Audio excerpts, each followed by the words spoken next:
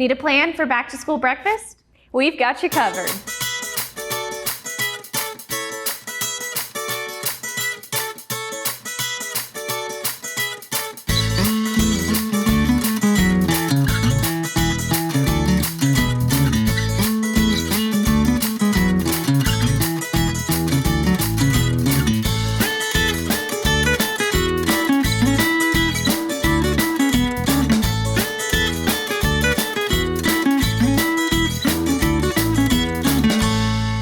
Hey guys, welcome back to At the Table. Sydney here, and I'm joined again by my lovely friend Cassidy Hall, who is the FCS agent in Johnston County. So thanks for joining us again. No problem. I'm excited to be here. So we're gearing up, school's starting, right? We've got a couple more weeks, but school's gonna be here before you know it, and with school comes breakfast, right? Breakfast when we don't have a lot of time, and we've got to get kids ready for school. It can be very, very stressful. So we're gonna make a recipe today that is, I think it's probably a family tradition for most families. Yeah. We don't wanna assume that, but everyone makes it a little differently. We're gonna show you guys a spin to, of course, make it a little bit healthier, add some veggies to it, but it's a great way for you to make a big amount of breakfast and to have it ahead for the entire week, right?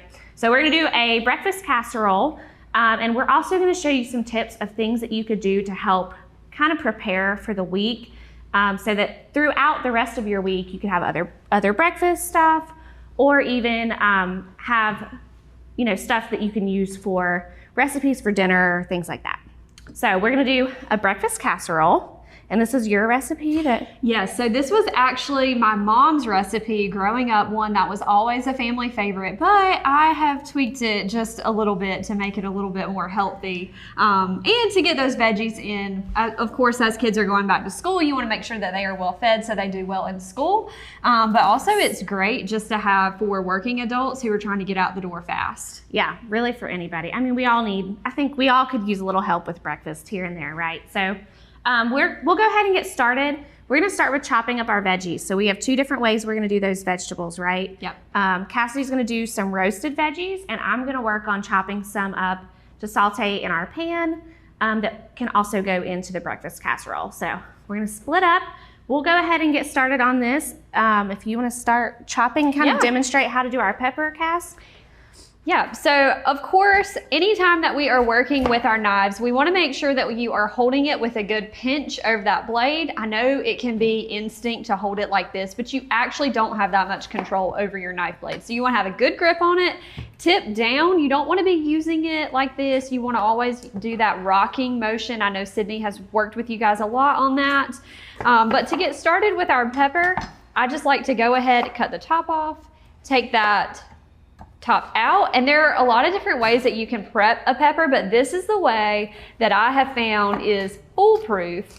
I just kind of cut around the membrane, and this way I don't get those crunchy pieces of the membrane in with the pieces I want to eat. It's just a preference. I don't like it. I've had a lot of people in classes say that it doesn't bother them, but for me, I get that seed ball out without the mess, without having all those little seeds everywhere. And from there, you can cut it up into slices, you can chop it, dice it, however you need. Now what we're gonna do today is work on cutting these veggies up.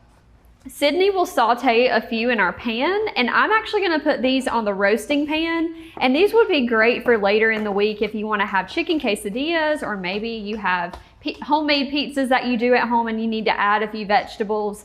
They're great in spaghetti sauce. Really, any time that you need an onion and pepper, this is a great way to have pre-prepped ingredients. So don't think of it as, a boring old leftover. You want it prepared ahead of time to save you time whenever it comes to prepare dinner or breakfast or whatever the case may be. So I'm just gonna run that knife through there again. And these will cook down, but size is all about personal preference. Yes, and I love mine. I always talk about smaller, like diced pieces. But just as Cassidy said, if any of the preparation work that you can do, especially as we get into a new routine, think about you've got kids starting back to school, you're trying to figure out new school year, you know, things just feel a little different, right, when you start getting right back to school. So trying to find ways that you can make it easier on yourself and your family as you transition into this new routine is so important. So definitely prepping a few things.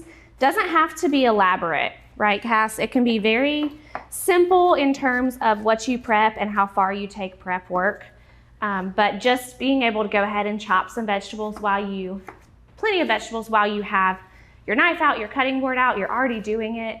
Go ahead and chop up a couple of things, even if you don't prepare them like we are today, throw them in your fridge to be tossed into things later on, just like Cassidy said with some of those recipes she recommended. This is really great too if you ever are thinking about doing meal planning, choosing ingredients that can go in a lot of different meals. This saves you a lot of time at the grocery store when you have a list, but also knowing what you're going to prepare. And if you already have those chopped up and you can use them in a variety of recipes, that helps to save you additional time. But we're gonna get these on the pan and then pop those into the oven. Introducing the Star Communications app. All the tools you need in one convenient location. You can access Watch TV everywhere. Check local channel lineup. Check your Star email. View and pay your Star bill. Report troubles. Use your Star security app. Check your home voicemail. Sign up for Crowd Fiber. Check your Wi-Fi speed. The list keeps going and going. Download for free from the App Store or Google Play. Hey guys, welcome back. So we have our peppers all done and chopped. We did these in kind of more diced pieces. So what we're also gonna do, we are actually gonna add some onions. So I'm gonna let Cassidy explain how to chop an onion. I'm gonna go ahead and get these peppers in our pan to start sauteing. We'll add some onion to that too and then start cooking our sausage as well. So guys, whenever you get ready to chop your onion or to cut with it, however you choose to work with it, there's always gonna be this end that looks kind of like it has hair. This is your root end, and then you have your stem end of the onion. You always wanna keep your hair, keep that root end. That's gonna be what holds it all together. Now, I am gonna cut through the center of it. It's still gonna hold together. So you can always cut your onion in half and work with it that way. Just put it to the side. You can use it however you need, but this makes it easy to peel. But like I said, that root is still intact, so it's holding all together. So let's go ahead and get that peeled. People ask me all the time if I have tricks to not cry whenever you're working with an onion. I am sad to say that I do not. I wish that I had a trick for you all. Sometimes I will run it under cold running water just to get some of those juices off, but I still cry whenever I cut onions. I don't have a foolproof way for that. Now with this, I don't really like that end, so we're gonna cut that off as well. Now, again, the root is still intact, it's still being held together, and you wanna get very close to your root, but you don't ever want to actually cut through it until you're ready for your onion to fall apart. So I'm getting very close to that root, following the grooves on this particular onion. Spin it around. It's always good to have a flat side of any vegetable that you are cutting. It's good to have a flat side to work with, and that just prevents it from rolling around, and that way you don't get cut. So now that I've got those lines there, I'm now going to go the opposite way. And this is my favorite way to chop an onion. And every time I show people this trick, they are so amazed, like they have just learned something that has changed their life. So hopefully, if you don't like cutting onions, maybe this will make it a little easier for you and you can use them more often to flavor your meals. So I'm just gonna spread them apart on the pan just a little bit. Sydney, you need some onion? Yes, please. Throw it into my pan here. I've got our sausage all in there. I'm just using regular sausage. You could definitely opt for a leaner sausage if you have that, turkey sausage, something like that. But we can have sausage right here and there. You know, we're not eating just sausage. We're adding vegetables to this. When we think about our plate, we want to remember that half of it is fruits and vegetables, and then we've got kind of a quarter of that protein and our grains. So I'm gonna pop that into the oven, Cassidy. Awesome. So one thing I want y'all to keep in mind, we just had, this past summer, we did tons of cooking camps. I'm sure you did plenty of those as well with the kids. And one of the recipes we made was a pizza casserole. I'm always trying to find things that I know the kids will eat in the summer camp. I'm sure you have that same trouble with making sure the kids will actually like whatever you are cooking. So one thing that I did to the pizza casserole was I added some bell pepper to it, some onions to it. It had like olives in it, which kids aren't crazy about. So I tried to kind of pick things that they might eat.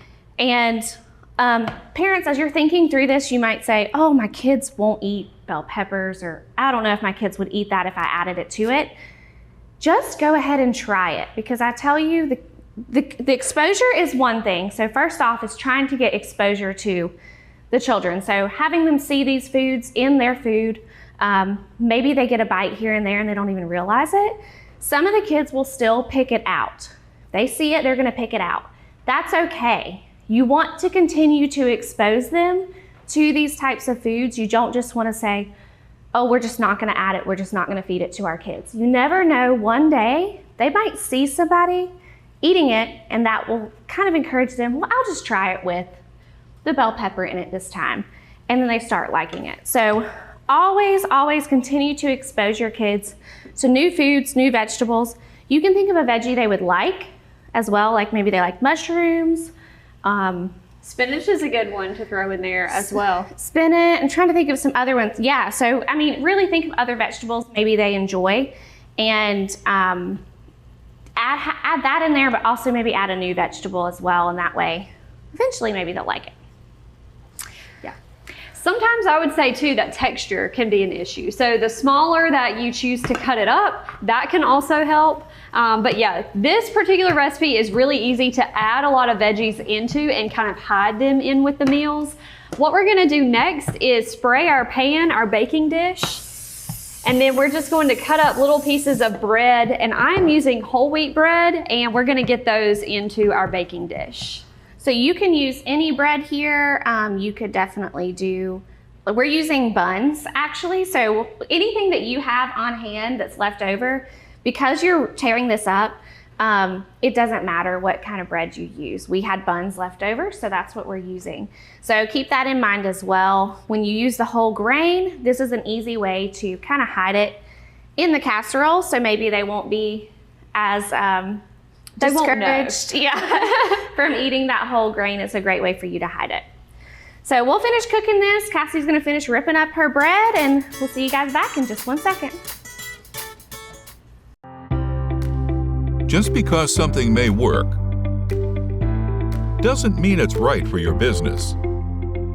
Let Star Communications' knowledgeable consultants help you customize a hosted voice system that's right for you. Our dedicated experts work with you to understand your business needs and guide you at every step, from choosing and installing services to ongoing maintenance and support. Contact Star today. All right, welcome back, guys. We have our sausage, peppers, and onions are all done. They are cooked through just what we want. So we are gonna go ahead and strain this into our strainer here. And our next step is to kind of begin that layering process of what we're gonna be doing with our casserole here. So Cassidy has went ahead and tore up our bread. You see that we have a nice layer on the bottom. So you want it to cover the entire bottom of your casserole dish so that there's bread all through. There's tons of different ways to do this. We were talking about this earlier. But like my mom doesn't like bread in her casserole, in her breakfast casseroles. I like a little bread because definitely a bread girl. But she doesn't tend to put bread in hers every time. She might do it here and there. I've also seen it with the crescent rolls at the bottom. So there's that option as well, where you take, unroll the dough, the crescent roll dough, and just lay it on the bottom. So it's not cooked. It'll cook in the oven when everything else is cooking. Or you could do this bread piece here, which kind of gives it more of like a crust as well. And my mother-in-law does this technique. She's also doing the crescent roll as well. So just trying to give that a minute to really strain. But now I'm going to go ahead and begin putting our peppers and onions and sausage on top. And we just want it to be nice and even, obviously, throughout the entire dish as best as you can. As Sydney was mentioning, of course, you can use any type of bread. However, we are trying to put a little bit healthier of a spin on this particular recipe. And with that, we knew for another recipe that we wanted to make that we had hamburger buns. And this recipe is really great because you're just tearing apart the pieces of bread. So it doesn't matter if it's a bun or pieces of bread. If you had pieces of bread, you could lay them flat. But like I mentioned, we just kind of tore these up. Now, one thing that you do want to look for whenever you are choosing your breads is this 100% whole. A lot of times people will ask me the difference between whole grain and whole wheat. Wheat is a type of grain. Really the key here is the 100% whole. And I know you guys can't see this, but on the back side, you have your nutrition facts label. And you have your list of ingredients, and the very first ingredient, you want to make sure that it says whole wheat or whole grain. And in this case, the very first ingredient is whole wheat flour. Another place that you can look, underneath your total carbohydrates, you have your dietary fiber and total sugars. Fiber is a type of carbohydrate, and really a good rule of thumb is everything that we eat, we want to try to shoot for at least 2 grams of dietary fiber. And these hamburger buns have 4 grams of dietary fiber per serving. So we know that's a good choice. That fiber not only helps to, well, it helps a lot of things in our bodies work well, but in terms of keeping yourself full, that is another benefit of choosing whole grains. It will keep you fuller for longer. So this recipe has a lot of fiber between our vegetables. You could add even more. We've got fiber in our bread. And then we also have some healthy fats from where we used olive oil in the sauteing of the vegetables. And then we're also going to add in our eggs. So I'll go ahead and get started on those. And we have roughly 12 eggs here. Sometimes you may need to use a little more depending on your size. But one good rule of thumb that I always tell kids, and this is a step where you can get your kids involved helping make their own breakfast, crack your eggs on a flat surface. If you crack it on the edge of a bowl or on the edge of the counter, that edge actually pushes that eggshell up into the egg, so you're more likely to get pieces. So I like to use the counter. You can always go back and sanitize afterwards. But that's just my method. Whatever works for you is fine. And how many eggs do you have over there, Cassidy? I have 12. We're gonna see how far it stretches. Sometimes I have to add 1 or 2 more, but that's okay. And one thing we have done before in some recipes, I know we've done like a quiche before. I think you and I did a quiche together one time. If you run out of eggs, but you have like a carton of egg whites or something like that, you can also use those to help kind of stretch that further. And that egg whites still have some good protein in there. What they're missing is going to be that healthy, that good fat that we get from our eggs as well.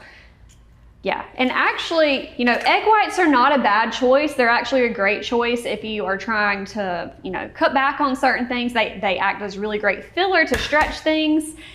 There's less mess typically if you are buying the egg whites that are already prepared. However, the true nutrition in an egg is in the yolk itself. So we like to use the yolk because that's where all of your nutrients are. You may have heard a lot about choline on the news. That's a nutrient that we need, and eggs are a wonderful source of that as well. And another thing that I'll mention is that the color of the egg has nothing to do with the nutritional value. It has everything to do with the type of chicken that laid the egg. So you may have brown eggs, there are speckled eggs, white eggs, you may even have blue eggs. But don't let that bother you. Eggs are nutritious all across the board. And one other fun fact, speaking of choline is super important whenever you are pregnant as well. It's good for baby, and it's a great way, eggs are a great way to get that in. So one thing I've enjoyed doing since I've been pregnant is I'll just boil a good amount of eggs to have for the week for breakfast. And that's a great way to have kind of a grab and go. So if you're looking for another quick breakfast idea and you don't quite have time to prepare some eggs. You can boil them on a Sunday and have them for the week. So Cassie's gonna finish whipping those eggs up, whisking our eggs, and we'll see you guys back in just a second to finish up our casserole.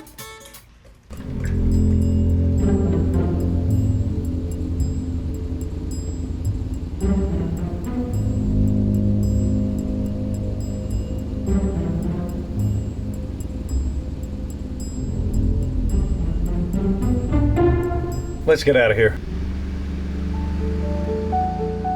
Protect what matters most in your life with security from Star Communications. Welcome back. While we were on break, I took a look at our eggs and I decided we needed a couple more. So I added, I think, about 3 more eggs into our mixture. Now I'm just gonna put a little bit of salt and pepper in there. And then I'm going to add in a little bit of cheese. Now you could sprinkle your cheese on top before you put your eggs in. You could top it with cheese when it comes out of the oven and let that melt, but I just like to go ahead and mix it in. I think that adds a little bit more flavor kind of throughout. We have mozzarella, that's just what we had on hand. You could use anything you'd like.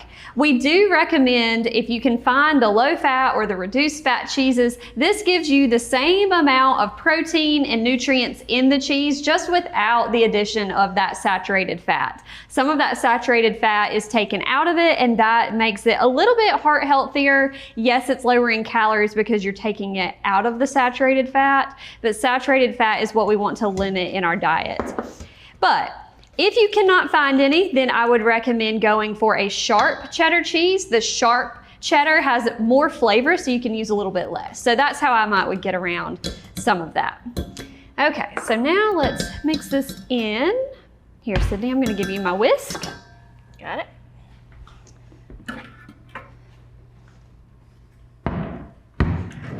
We're just gonna pour our egg mixture on top. And then we're gonna pop it into the oven. Depending on your pan size, it might take a little bit longer to cook if you've got a little more to work with. Just kind of spread it around a little bit. That bread is going to absorb some of your eggs, and that's okay. But we've got our oven set to 350 degrees, and this should take about 25 to 30 minutes, but just keep an eye on it. I'm gonna go ahead and get that into the oven. So a lot of that can depend on your pan size, how big of a breakfast casserole you're making. It can take longer or less time. So it just kind of depends. It's something you want to keep an eye on. Again, this is a recipe that we would probably recommend maybe making on Saturday or a Sunday, and you could have it for the whole week. You're gonna cut it into squares, and you've got tons of breakfast for your family for the whole entire week. So that is a great breakfast to do as you're preparing for our back to school week and all of that. Another thing you can do, we mentioned the muffin tins. Yes. So you could make them into smaller little muffin tins. Of course, the same method. So you'd put your bread in the bottom, whatever you want to put in there, your sausage, add those veggies, of course, because we want to make sure we're including those, and your cheese and eggs, and bake them. Those will bake a little bit more quickly because they're smaller. So keep that in mind too. Yeah, and with the roasted veggies here, you can use this in a lot. You could have done this ahead of time and used it in the recipe that we made, but since we have them here, we're actually gonna throw them into some of those more dinner or lunch mealtime recipes, but things like pizza, spaghetti. If you had chicken quesadillas, this would be a really nice vegetable to throw in there as well. Like we mentioned, you could have spinach just to kind of throw in, and the heat from the cooking will wilt that down just a little bit. I wouldn't put that on your roasting pan. That does not do well roasted, but you could add a lot of different vegetables and play around with it. You can add in different seasonings and spices and change the flavor. Rather than sausage, maybe you could go meatless, or you could add in some diced ham, or if you have lunch meat ham, just tear it up into little pieces. We like things that not only save you time, but also money. Things that you typically have on hand or are more of a staple item in a lot of your recipes at home, because healthy eating should not have to break the bank, and saving time and saving money are two of the things that we like to make sure that people have the skills to do whenever they are preparing foods for their family. Absolutely. And this time of year, you know, we still have tons of vegetables that are available. So pick those veggies that are maybe a little bit more affordable right now, are in season, that you can easily have access to that can save you some money as well. And of course, choosing vegetables that your family loves. That's a great way to make sure that you're getting those veggies in. But again, choose new ones too. Expose those kids to new things as well. So hopefully this was helpful to you as we start to think about a new routine, new things coming in the next couple weeks. Some other recipes maybe we should do for breakfast. I love overnight oats. It's actually what I had this morning. That's really quick. That could be something. There's tons of flavors out there. Just Google. I did just like a peanut butter, cinnamon, added a little protein powder in mine, so I had a little extra protein. But there's tons of recipes out there, and you can choose so many different flavors. That would be a fun one you can do with the kids. So they could make that themselves. You put it in a mason jar, throw it in the refrigerator. The breakfast little mini quiches, you could do that as well. There's tons of stuff that you can do. So keep an open mind when it comes to breakfast, but we want to make sure that we are including breakfast every day. I hope this was helpful to you. Thank you for joining me, Cassidy. Thanks for having me. And she will be taking over. As this little one comes, she will be taking over. So you might just see Cassidy on along with maybe another person in the future. So be good to her. I'm excited for her to take over. She's going to be phenomenal. I know it. So thanks, guys. I'll see you guys back when I don't have this, and Cassidy will see you even sooner than I will.